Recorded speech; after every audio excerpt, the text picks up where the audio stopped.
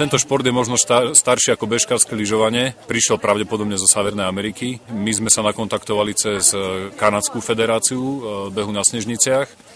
A to kurióznou cestou, pretože v minulom roku sa v Quebecu konali majstrovstvá sveta v triatlone, zimnom triatlone novým spôsobom, ktorý spočíva v korčľovaní na ovále, v bežeckom lyžovaní a v behu na snežniciach.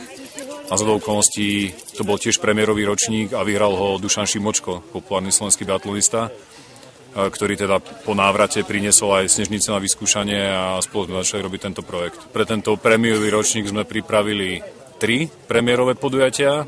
Jedno je Králiky Snowshoe Challenge, ktoré práve prebieha teraz. Druhý je na Valentína a to je vyraďovací šprint na Donovaloch.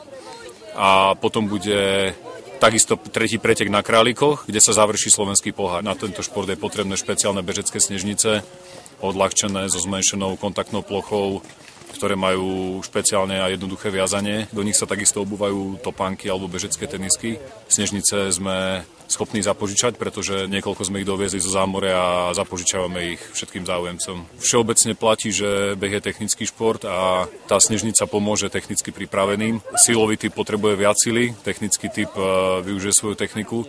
Každopádne je to niečo energeticky náročnejšie a vyživnejšie ako klasický beh. Preto tie trate sú kratšie. My tu máme 5 km, bežné tie trate sú do 10 km, pokiaľ nerátame ďalkové pochody, ale tam tie bežecké snežnice nemajú význam.